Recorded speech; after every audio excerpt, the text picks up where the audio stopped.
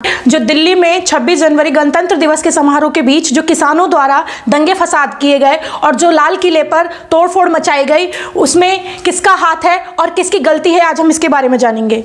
जैसा कि दिल्ली में गणतंत्र दिवस के समारोह के बीच किसानों को टाइम दिया गया था कि वो ट्रैक्टर रैली 11 बजे के बाद निकाल सकते हैं, वो भी दिल्ली के बाहर उन्हें सेंट्रल दिल्ली में जाने की अनुमति नहीं दी गई थी, जिसकी वजह से बैरिकेड्स जगह जगह पर लगाए गए थे।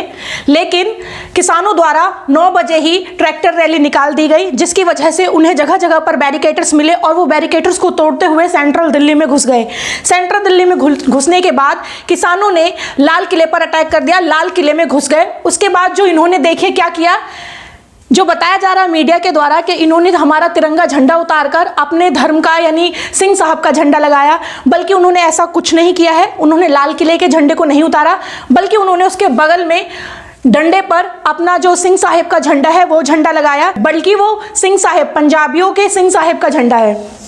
तो किसानों ने जो ऐसा किया, यानी जो लाल किले में टिकट काउंटर्स वगैरह तोड़े, झांकियों को तोड़ा और जो तोड़फोड़ मचाई, हालांकि ये किसान के भेष में दंगे फसादी थे, जिन्हें ऐसा नहीं करना चाहिए था, क्योंकि वो हमारी ऐतिहासिक संपत्ति है जिसे हमें तोड़फोड़ करना या छेड़छाड़ करना उचित नहीं है। ये किसानों द्वारा नहीं किया जाना चाहिए था और वो किसान नहीं थे। खैर, दूसरी चीज सरकार को भी समझना चाहिए कि हमारे जो ये दो पड़ोसी मुल्क हैं, एक कुत्ता और कुत्ते की दुम, एक जिसके खाने के लिए खाना नहीं है, पीने के लिए पानी नहीं है, फिर भी हमारे देश पर बुरी नज़र डालते हैं, हमारे देश के वीर सपूतों पर हमला करते हैं। क्यों?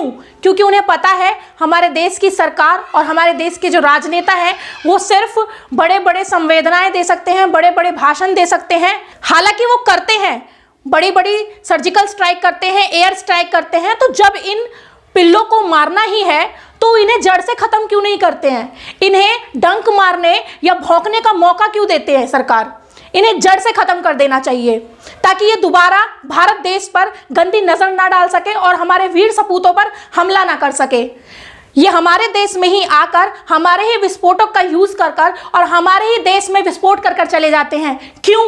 क्या ये विस्फोटक आटा दाल चावल है क्या, जो किसी भी राशन की दुकान पर मिल जाएंगे और किसी भी राशन की दुकान से खरीद कर कोई भी विस्फोट कर जाए? नहीं। कहां सो रही है सरकार, कहां सो रही है वो खुफिया एजेंसी? क्योंकि उन्हें पता है कि भारत में अब तक जो भी चलता है, आए दिन प्रोटेस्ट होता रहा है, उन्हें एक अच्छा मौका मिल जाता है भारत में हमला करने का। कभी 370 को लेकर, कभी 3 तलाक को लेकर, कभी बुरखा आंदोलन, तो कभी राम मंदिर, अब ये किसान आंदोलन। तो सरकार ही मौका देती है इन पिल्लों को हमारे देश में आकर हमला करने का। जब सरकार अपने ही अहम मुद्दों से नहीं निकल पा रही है, एक छोटे से बच्चे को भी पता है कि जब घर में लड़ाई होता है तो पड़ोसी इसका फायदा उठाते हैं, तो सरकार क्यों नहीं समझ पा रही है कि जब वो अपने देश की लड़ाई को ही खत्म नहीं कर पा रही है तो इसका फायदा तो पड़ोसी उठाएंगे ही। तो सबसे पहले सरकार को अपने इन अहम मुद्दों को खत्म करना चाहिए, उसके बाद वो अपने पड़ोसी देशों से लड़े। दूसरी चीज, सरकार अगर कुछ करना ही चाह रही है तो सबसे पहले बेरोजगारी खत्म कीजिए। क्या आप ये 370 किसान आंदोलन या बुरका आंदोलन या 3 तलाक के पीछे लगे हैं?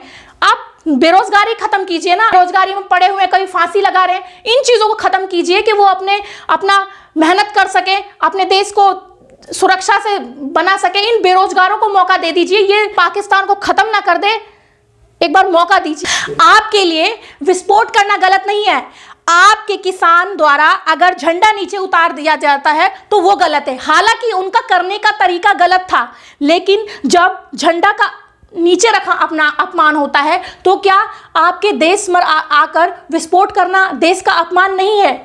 कहां सो रही है सरकार, कहां सो रही है वो खुफिया एजेंसियां? अब तक 66 डेज हो गए, यानी 66 दिन हो गए हैं किसानों को सड़क पर आए हुए, लेकिन सरकार पर जूं तक नहीं रहेंगी, सरकार पर कोई असर नहीं पड़ रहा कि किसान 66 दिन से सड़क पर है। अगर वो सड़क पर रहेंगे, हालांकि वो सड़क पर होते हुए भी उनके बच्चे खेती कर रहे हैं, लेकिन सरकार को भी समझना चाहिए कि ठंड में वो बूढ़े होकर, जवान होकर बच्चों के साथ सड़कों पर हैं, जिसमें से बहुत से लोग मर भी गए हैं, कि ये सिर्फ ट्रेलर है। तो सरकार को जल्द से जल्द किसान के इन मुद्दों को खत्म करके, ये जो इनके अभी भारत को खतरे में, एक तरीके से भारत अब खतरे में आ चुका है, इन्हें जल्द से जल्द अपने इन मुद्दों को खत्म करके भारत को सेफ्टी की ओर ले जाना चाहिए।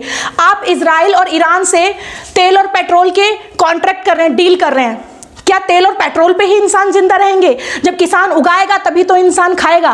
क्या पेट्रोल और डीजल खा के इंसान जिंदा रह पाएगा? तो क्या आप इन किसान की नहीं सुन सकते? इन किसान की भी तो सुनिए। कि ये कहना क्या चाहते हैं। आपका कहना है कि आपने बिल पास कर दिया, मतलब उसके बाद आप इनकी सुनना ही नहीं चाह रहे। इनकी बातों को तो सुनिए, जब इनको कोई ना कोई नुकसान हो रहा है तभी ये सड़क पर हैं, वरना इन्हें कोई शौक नहीं है कि कोरोना काल में ये पुलिस के डंडे खाने के लिए सड़कों पर रहेंगे। इन्होंने अनशन भी कर लिया है, भूख प्यास इन्होंने जो है खाना पीना बंद कर दिया है। क्या सरकार आएगी? अगर किसान मर जाएंगे तो सरकार आएगी उपज करने के लिए? सरकार के वो सरकारी नौकर आएंगे उपज करने के लिए? आएगी सरकार? जब आएगी जब इन्हें वोट बैंक की जरूरत होगी, जब इन्हें जीतना होगा इलेक्शन, उस टाइम आएगी सरकार देखने के लिए इन्हीं किसानों को जो आज सड़क पर हैं कि उनके घर किस चीज की सुविधा की कमी है। फिर देकर जाएगी एक नया, हम पानी लाएंगे, हम बिजली लाएंगे, हम सड़क बनवाएंगे। फिर उसके बाद इन्हें सीट मिलने के बाद फिर यही किसान फिर सड़क पर नजर आएंगे। तो सरकार के बारे में तो छोड़ ही दीजिए, सरकार कुछ इनके लिए अच्छा कर सकती है। और किसान भाइयों को भी समझना चाहिए, किसान भाइयों को समझना चाहिए। 2 साल आप खेती करना छोड़ दीजिए, सिर्फ अपने परिवार के लिए उपज कीजिए अपने आप। फिर ये सरकार देखते हैं जो ईरान और इजराइल से ना पेट्रोल लाएगी वही खा के रहेगी इंडिया, फिर ये खिलाएगी ना इंडिया के। आपके मरने से लगता है इन पे कोई फर्क नहीं पड़ रहा। किसान हैं, 2 मरेंगे 4 मरेंगे, इन्हें कुछ समझ में ही नहीं आ रहा। आपने जगह जगह पेट्रोल पंप बनवा दिए, जगह जगह आपने शौचालय बनवा दिए, लेकिन कभी इन किसानों के बारे में सोचा या आम जनता के बारे में सोचा कि आम जनता के लिए आप क्या कर रहे हैं? कुछ नहीं कर रहे हैं आम जनता के लिए। आप किसानों के साथ साथ आम जनता के साथ भी बुरा कर रहे हैं। आपको जब सरकार बनाया जा सकता है ना, तो आपको सरकार से हटाया भी जा सकता है। तो आपको जब सरकार की पदवी दी गई है ना, तो कुछ सोच समझ कर दिया गया है, तो कुछ अच्छा कीजिए। अब ये देखिए केजरीवाल जी को, दिल्ली में इनसे कुछ होता नहीं है। अब ये आए हैं यहाँ पर गाजीपुर बॉर्डर में आए हैं मनीष सिसोदिया जी पानी और शौचालय की व्यवस्था करने। सर अगर इतना ही व्यवस्था करना था तो आप दिल्ली में व्यवस्था करते ना, दिल्ली में उन्हें बैठने देते, जंतर मंतर पर आंदोलन करने देते शांतिपूर्वक। तब आप कहाँ गए थे? तब केजरीवाल भी नहीं दिखे, और इन मनीष सिसोदिया जी को देखिए ये भी नहीं दिखे। और अब आए हैं ये वोट बैंकिंग के लिए कि चलिए दिल्ली से तो वोट मिल गया, फ्री बस और फ्री पानी और फ्री बिजली करके अब चलते हैं पंजाब की ओर। पंजाब में जाके थोड़ा किसान को भरोसा दिला देते हैं, वहां से भी वोट ले लेंगे। सर कोई बेवकूफ़ नहीं बैठी है दुनिया, यहाँ पे किसान बेवकूफ़ नहीं बैठे हैं, कुछ सोच समझ कर ही सड़क पर आए हैं। तो उनका इतना भी विपक्षी पार्टी फायदा ना उठाए भड़काऊ बयान देकर, उन्हें ना भड़काएं। वो अपना अच्छा बुरा बहुत अच्छे से जानती है। जब वो लोगों को खिला सकती है, लोगों को बढ़ा सकती है, लोगों को पिला सकती है, लोगों के लिए खेती कर सकती है, तो लोगों की बहुत अच्छी ले भी सकती है। तो उनके बारे में अच्छा सोचिए, बुरा नहीं। और किसानों ने जो ये किया वो किसान नहीं थे। मुझे तो ये लगता है सरकार को सोचना चाहिए कि सर अभी कुछ महीने पहले ही आपने, कुछ महीने पहले कोरोना काल से पहले ही आपने देखा था CAA NRC के समय कि दिल्ली में कितना बड़ा दंगा फसाद हो गया था, बसों में आग लगाई गई थी और पुलिस वालों को मारा गया था, बड़े लेवल पे दंगा फसाद हुआ था उस समय। उसके बावजूद आपने इतनी भीड़ इकट्ठी होने के बावजूद किसानों की कोई एक्शन नहीं लिया। आपकी पुलिसकर्मी कहाँ गई थी? कहाँ गई वो आर्मी? कहाँ गई वो CRPF? वैसे तो आपके पीछे तो 20 पुलिसकर्मी होते हैं, आप अकेले होते हैं बल्कि उसके साथ। वहां पे पूरी भीड़ इकट्ठी थी, उस समय कहाँ गई थी आपकी पुलिस? क्यों रोक नहीं सकती थी? वो जनता को समझा नहीं सकती थी? आक्रोश में हर इंसान गलत करता है, उन्होंने भी गलत किया। इसी तिरंगे को लेकर है ना इतना बवाल, तो इस तिरंगे को हाई सिक्योर कर दीजिए। क्या आपने देखा है कभी किसी को अपना ड्राइविंग लाइसेंस, पासपोर्ट, आधार कार्ड को फेंकते हुए? नहीं। क्यों? क्योंकि उसमें उनकी मेहनत और उनका गांधी जी लगा हुआ है। तो आप इसमें भी मेहनत और गांधी जी लगवा दीजिए, कोई नहीं फेंकेगा इसे।